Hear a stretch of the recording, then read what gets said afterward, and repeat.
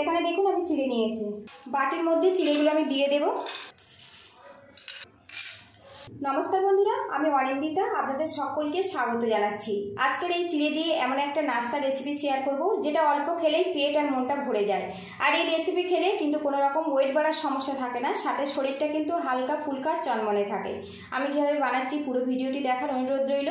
আজকের রেসিপির জন্য দেখুন পাতলা চিড়ে নিয়েছি 1 কাপ পরিমাণে, আর এই চিড়েটা আপনারা কম বেশি করে নিতে পারেন। এবার এই ছাঁকনির মধ্যে চিড়েটা দিয়ে দেব, আর 3 থেকে 4 বার ভালো করে আমি ধুয়ে নেব। আর আগে থেকে কিন্তু চিড়ের মধ্যে যে ধুলো আর ধানটা থাকে ওটা বের করে দিতে হবে।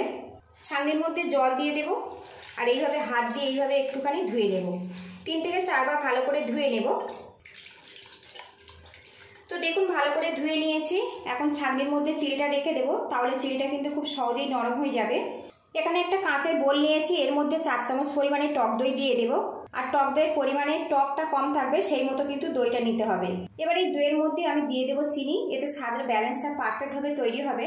দই আর চিনিটা ভালো করে ফেটিয়ে নেব, এতে দইয়ের মধ্যে যে লাম্পস ভাব না ওটা থাকবে না।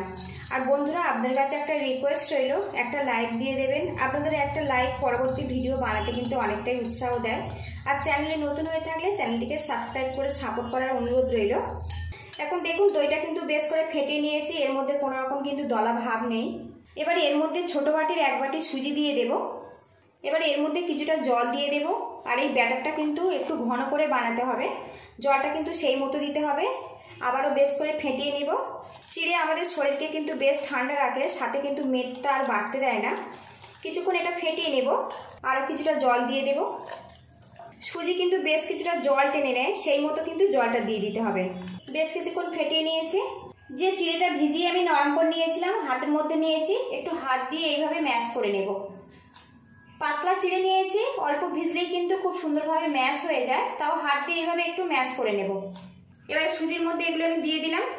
এবারে এর মধ্যে কিছুটা গ্রেট করা গাজর দিয়ে দেব। আপনারা পছন্দসই যে কোনো সবজি এখানে অ্যাড করতে পারেন, সেক্ষেত্রে সবজিগুলো কিন্তু একটুখানি ভেজে ব্যবহার করতে হবে। আমি এখানে শুধুমাত্র গাজর ব্যবহার করছি, সেই জন্য আর কোনো রকম সবজিটা ভাজবো না।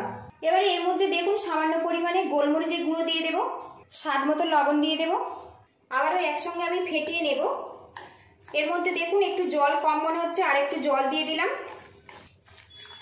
অল্প অল্প জল দিয়ে কিন্তু মোটা করে একটা ব্যাটার বানিয়ে নিতে হবে, আর এইভাবে ফেটিয়ে নেব। তাহলে এই ব্যাটারটা কিন্তু অনেক মসৃণভাবে তৈরি হবে। এর মধ্যে যেহেতু আমি চিড়ে ব্যবহার করেছি, গাজর ব্যবহার করেছি। আর বন্ধুরা, অনেকের কিন্তু খুব ঘন ঘন খিদে পায়, পেট ভরে ভাত রুটি খেতে পারেন না ওয়েট বেড়ে যাওয়ার ভয়ে। আপনারা কিন্তু খুব সহজেই এইভাবে চিড়ে দিয়ে নাস্তা বানিয়ে খেতে পারেন। তো দেখুন মিশ্রণটা কিন্তু আমার রেডি হয়ে গেছে, আর এইরকম ঘনত্বে বানিয়ে নিয়েছি। এবার একটা পাত্র দিয়ে ঢেকে রাখবো 10 মিনিটের জন্য। গ্যাসে একটা কড়া বসিয়েছি, এর মধ্যে আমি দিয়ে দেবো 1.5 গ্লাস পরিমাণে জল। এবার এই কড়ার মধ্যে একটা স্ট্যান্ড দিয়ে দেব, একটা ঢাকনা দিয়ে ঢেকে জলটা আমি ফুটতে দেব। ঢাকনাটা খুলে নেব, আরও একটু ফেটিয়ে নেব। আর একটু খেয়াল রাখতে হবে এর মধ্যে চিড়ের কোনো রকম দলা না থাকে। তো দেখুন মিশ্রণটা কিন্তু আমার রেডি হয়ে গেছে, আর এইরকম থকথকে করে কিন্তু বানিয়ে নিতে হবে। আজকের এই চিড়ের নাস্তাগুলো আমি বাটিতে সেট করব। বাটিতে আমি সাদা তেল ভালো করে ব্রাশ করে নিয়েছি। আর এখানে দেখুন ইনো নিয়েছি, এর মধ্যে 1/2 চামচ পরিমাণে ইনো দিয়ে দেব। এবার এর মধ্যে সামান্য জল অ্যাড করে দেব। এবার এটা ভালো করে মিক্স করে নেব। দেখুন মিশ্রণটা কিন্তু আমার রেডি হয়ে গেছে। এবার এখানে সুজির ব্যাটারটা আমি বাটির মধ্যে দিয়ে দেব। আর একটু খালি রেখে কিন্তু ব্যাটারটা দিতে হবে, খুব বেশি ব্যাটারটা দেওয়া যাবে না। যখন এটা রেডি হয়ে যাবে এটা কিন্তু অনেকটাই ফুলে যাবে। এদিকে দেখুন 4টে বাটিতে কিন্তু আমি ভরে নিয়েছি। আর এখানে দেখুন সামান্য রেড চিলি পাউডার নিয়েছি, এই নাস্তার উপরে এরকম হালকাভাবে ছড়িয়ে দেব। এটা একদমই অপশনাল, আপনারা চাইলে দিতেও পারেন আবার নাও দিতে পারেন। আমি অল্প একটুখানি করে ছড়িয়ে দেবো এইভাবে, এতে নাস্তাটা খেতেও ভালো লাগবে আর কালারটা বেশ সুন্দরভাবে রেডি হবে। ঢাকনাটা খুলবো, আর এখন দেখুন জলটা কিন্তু বেশ ফুটে গেছে। এবারে এর মধ্যে আমি নাস্তার বাটিগুলো দিয়ে দেব। আর অবশ্যই কিন্তু জলটা ফুটিয়ে নেবেন, তারপরে নাস্তার বাটিগুলো দেবেন, এতে কিন্তু খুব সুন্দরভাবে জালিদারভাবে নাস্তাটা তৈরি হবে। আমি এইভাবে সব বাটিগুলো সেট করে দেব। পাত্র দিয়ে ঢেকে রাখবো 10 মিনিট, এইভাবে ভাপিয়ে নেব। নাস্তাগুলো রেডি হয়ে যাবে। ঢাকনাটা খুলে নেব। আর এখন দেখুন নাস্তাগুলো কত সুন্দরভাবে ফুলে রেডি হয়ে গেছে। গ্যাসের হিটটা আমি আগে থেকে বন্ধ করে দিয়েছি। আর এখানে দেখুন একটা কাঠি নিয়েছি, নাস্তাগুলোর মধ্যে দিয়ে দেখব কোনো রকম কাঁচা ভাব আছে কিনা।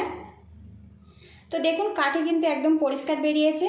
এবার এই বাটিগুলো আমি নামিয়ে ঠান্ডা করে নেব, তারপর দেখা হচ্ছে। চিড়ের নাস্তাগুলো কিন্তু বেশ ঠান্ডা করে নিয়েছি। এবার এগুলো আমি তুলবো, আর একটু হাত দিয়ে এইভাবে দেখুন চাপ দিলেই কিন্তু এটা ছেড়ে যাবে। আর ঠান্ডা হলে তবে কিন্তু এই নাস্তাগুলো তুলবেন, তাহলে খুব সহজেই কিন্তু বেরিয়ে আসবে, কোনো রকম ভেঙে যাবে না, কিছুই হবে না। তো দেখুন চারিদিকটা ছাড়িয়ে নিয়েছি। এবারে দেখুন হাতের মধ্যে রেখে এইভাবে একটুখানি ধাক্কা দেব। তো দেখুন কত সুন্দরভাবে এটা রেডি হয়েছে, দেখুন কত জালিদারভাবে তৈরি হয়েছে। দেখুন সবগুলো নাস্তা আমি এইভাবে বের করে নেব।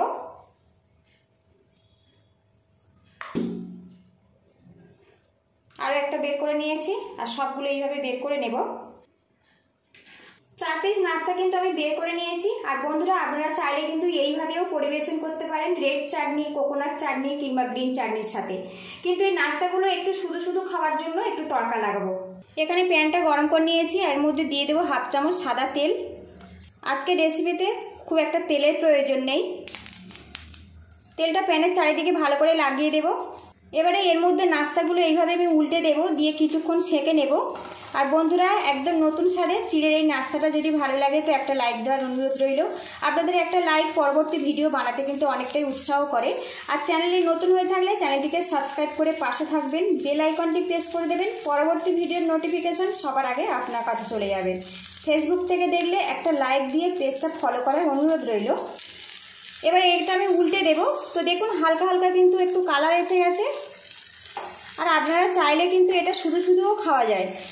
আর আপনারা যদি পছন্দ করেন তো কোনো রকম রেড চাটনি বা গ্রিন চাটনি এর সাথেও পরিবেশন করতে পারেন। এই রেসিপিটা কিন্তু আপনারা স্কুল টিফিন, মর্নিং ব্রেকফাস্টেও পরিবেশন করতে পারেন। এটা কিন্তু অনেক বেশি স্বাস্থ্যকর আর সুস্বাদু একটা রেসিপি। উল্টে পাল্টে একটু নাড়াচাড়া করে নেব, তাহলে রেডি হয়ে যাবে। উল্টে পাল্টে নাস্তাগুলো আমার রেডি হয়ে গেছে। এবার এটা আমি পরিবেশনের জন্য রেডি করে নেব। চিড়ে দিয়ে একদম নতুন ধরনের মুখরোচক নাস্তা আমার রেডি হয়ে গেছে। আর এই রকম নাস্তা কিন্তু বন্ধুরা একটা খেলেই কিন্তু মন যেমন ভরে যাবে, সাথে কিন্তু পেটটাও ভরে যাবে।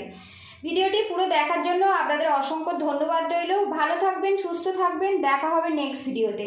তো বন্ধুরা, কতটা জালিদারভাবে তৈরি হয়েছে সেটাই আপনাদেরকে দেখাবো।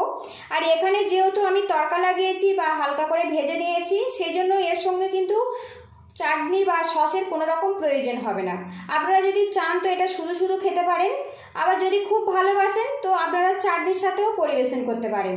আমি এখানে কিন্তু শুধু শুধু পরিবেশন করব। এটা এতটাই টেস্টি যে অন্য কিছুর প্রয়োজন হবে না। তো দেখুন কতটা জালিদারভাবে তৈরি হয়েছে। দেখুন আপনাদেরকে আমি একটা ভেঙে দেখাই। তো বন্ধুরা দেখুন কতটা জালিদারভাবে তৈরি হয়েছে। দেখুন বাড়িতে অবশ্যই এইভাবে ট্রাই করবেন। কেমন হয়েছে আমাকে কমেন্ট বক্সে জানাবেন।